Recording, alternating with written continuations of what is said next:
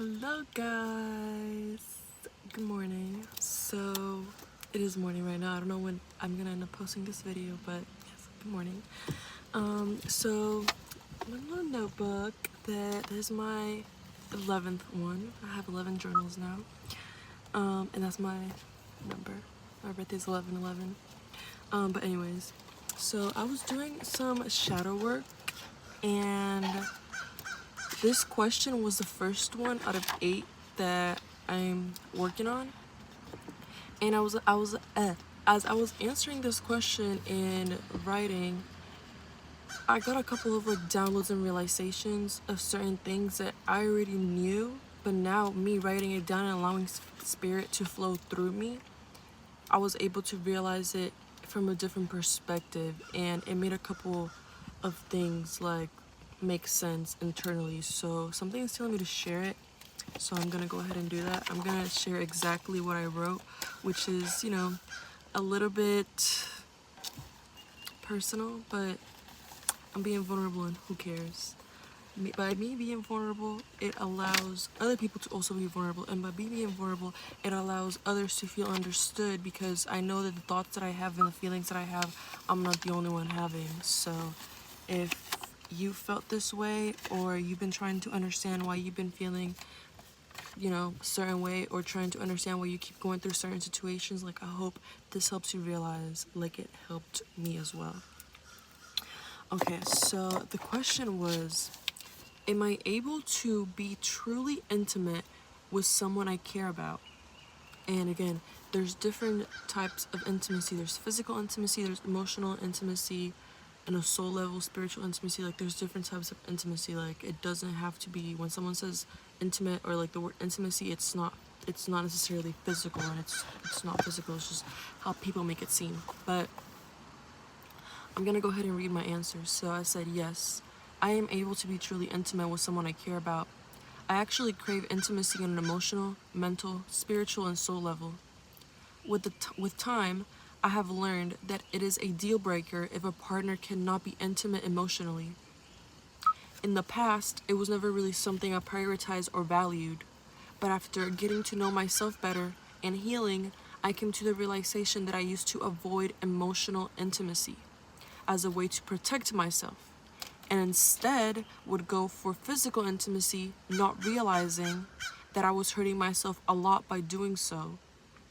I would get attached and would crave emotional intimacy after being attached with the person who was emotionally unavailable and had never signed up to be emotional intimate to begin with.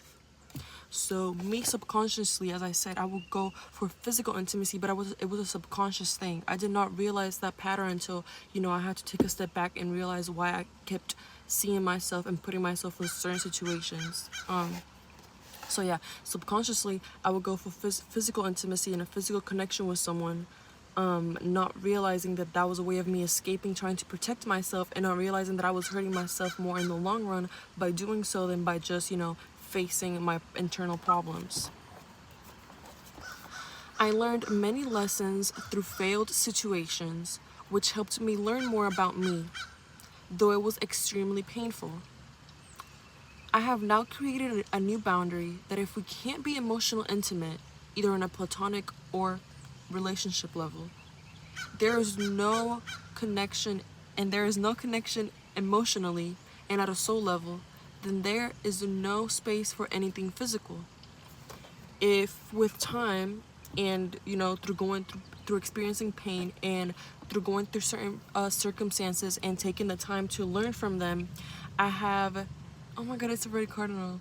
I have realized that there is no point of being physical with someone at all if there is not an emotional connection to begin with. And that's just basics.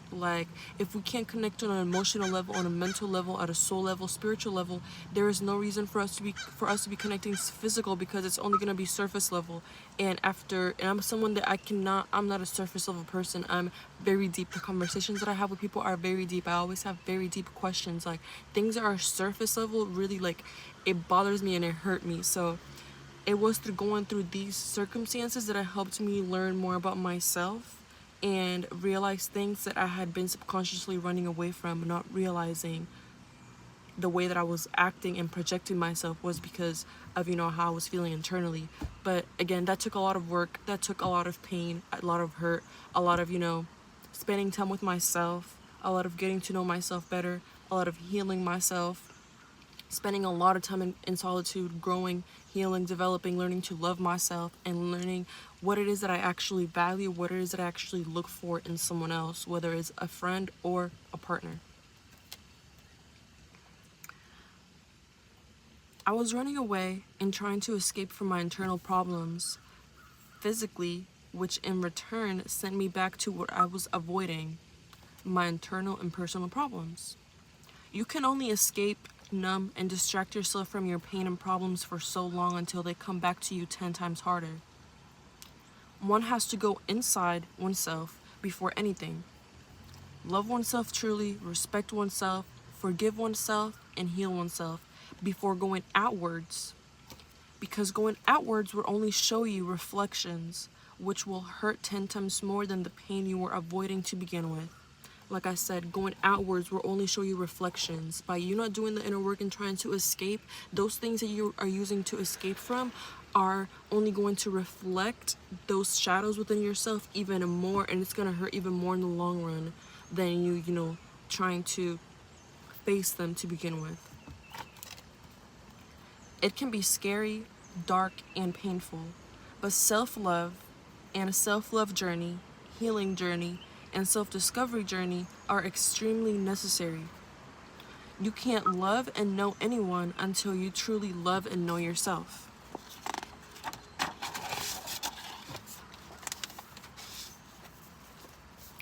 Life will continue to give you what you are running away from until you face it. I was emotionally unavailable myself, but in denial and not realizing it. I was also not realizing that my actions were attracting people into my life who were also emotionally unavailable. It took the pain of experiencing a partner who was emotionally unavailable to make me question how I ended there again. And like I said, a partner, but I had to go through multiple partners and multiple friends and multiple, relationships, well, not relationships, like situations with like friends, partners, co-workers, family members, to realize that they were just reflecting, they were like a mirror of myself in a way. Often we act in ways that project how we truly feel internally, but because we don't realize it, it takes someone we love very dearly and truly care about to cause us that pain we have been unconsciously causing ourselves. In order for us to learn how to put ourselves first, love ourselves unconditionally, and make boundaries. It took a couple of times for me to create boundaries, which is the stage in which I currently am. It took me finally being emotionally available somewhat and being hurt to the core while being emotionally available in order to understand that I am the prize and need to treat myself as such. To truly know my worth, stand on it, act on it, and learn that no one in this world is worth me sacrificing my peace, my worth, and my happiness for. People are here to teach us lessons, and usually about ourselves. Therefore, it makes no sense to hate someone for the pain they caused us because they were bringing light to an aspect of ourselves that we had been running away from. Like I said, people are here, we're all here in this earth, in this world to, we're all one, to teach each other lessons. And a lot of those times, those lessons that, people are teaching you are about yourselves. Take a step back and reflect on someone that you hold a lot of grudge for or a lot of hurt for and a lot of quote-unquote hate for, that you're like, I cannot stand them because of the pain that they caused you in a situation that they had you go through. And then reflect on that and try to see what that taught you. After you realize the lesson that it taught you, take another step back and try to think if that thing that they taught you reflected on something internally that you were battling with or running away from, and try to see if 9 times out of 10 it will be that 10 on the timer, that that aspect and that pain that they caused you reflected something within you that you were not fulfilling for yourself to begin with. Understanding that will allow you to love everyone, especially those that hurt us, because the pain they caused us is to show us to stop causing ourselves that same pain. It often, 9 times out of 10, causes someone else creating and having us experience a pain that we ourselves are causing ourselves, in order for us to be like, oh my God, like, realize that and then change that about ourselves. We are all reflections of each other, here to teach one another how to treat ourselves and in that others, because how we treat others is how we treat ourselves. You can't expect or search for anything in another person until you fulfill that need within yourself. If not, you will continue to get hurt and disappointed, and will keep on being shown lessons after lessons until you learn it and go within yourself. It's important to have love and grace for everyone, especially those who hurt us / teach us lessons, because at the end of the day, pain comes with lessons. It's not easy for them to do so, and 99% of the time, they didn't have the intent to hurt us and cause us that pain. Additionally, oh my God, my English and my Spanish. Additionally, by them doing so, they are also learning a lesson. I have this little idea in my head that I always tell people, or this, like, I don't know what the word would be, but that one doesn't truly learn a lesson until 2 things. You experience that pain to someone else, like you cause that pain to someone else, and you experience what it's like to cause that pain to someone else by, you sometimes hurt people that you love without wanting to, and then you have to experience the pain and the hurt of like, damn, like I hurt them subconsciously, not realizing, and that hurts so bad. Like it's a pain that, it's a different type of pain. And then second, you be experiencing that pain, and that pain being caused to you by someone that you also love and care about. I feel like that's when it goes full circle, and that's when it allows us like a lesson. Really, we really learn the lesson by causing the pain to someone else that we really love and care about, and by that pain being caused to us by someone that we also truly love and care about. And by doing so, you also learn lessons when you hurt people. So that's why I said that we need to have love and grace for everyone, especially those that hurt us, because they're teaching us lessons. It's not easy for them to do so, and 99% of the time, they didn't have the intent to. Additionally, by them doing so, they are also learning a lesson by seeing and feeling the pain that they caused you. Hate is pointless, and in my opinion, full of ego.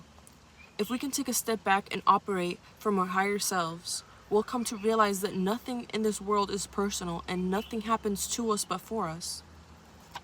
People treat us how we treat ourselves. So next time someone hurts you or upsets you by how they treat you, take a step back and reflect on how you generally treat yourself.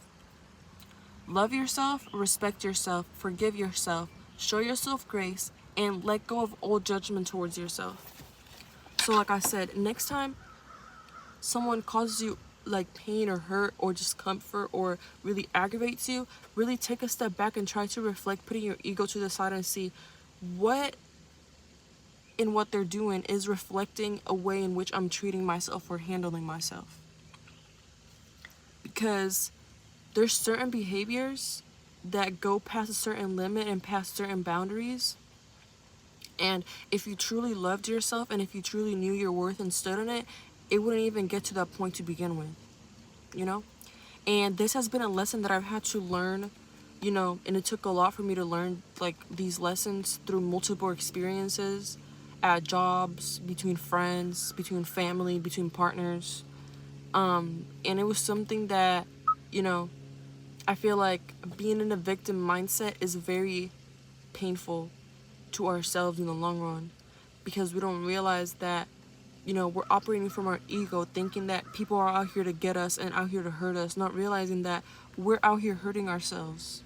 And until we truly love ourselves, and have that self-love and self-worth and value, and don't accept, bad things and nothing less than we deserve, we're gonna keep experiencing these situations and these people who are highlighting those aspects of ourselves that we keep on running away from and not wanting to face, by either keeping ourselves distracted, by either doing things to numb ourselves, or, you know, just simply running away from those problems and situations that cause us pain. Like when something hurts you internally, when you're experiencing a certain pain, a certain emotion, a certain feeling, the best thing to do, and this is not easy, it has taken me a long time to get to this point, and it's something that I'm still struggling with and trying to learn better myself. So when you're experiencing a pain, an emotion, a feeling that feels confusing, and you're like, I don't like how I feel, instead of going to things like, you know, smoking and drinking, which is something that I personally have done in the past to distract myself,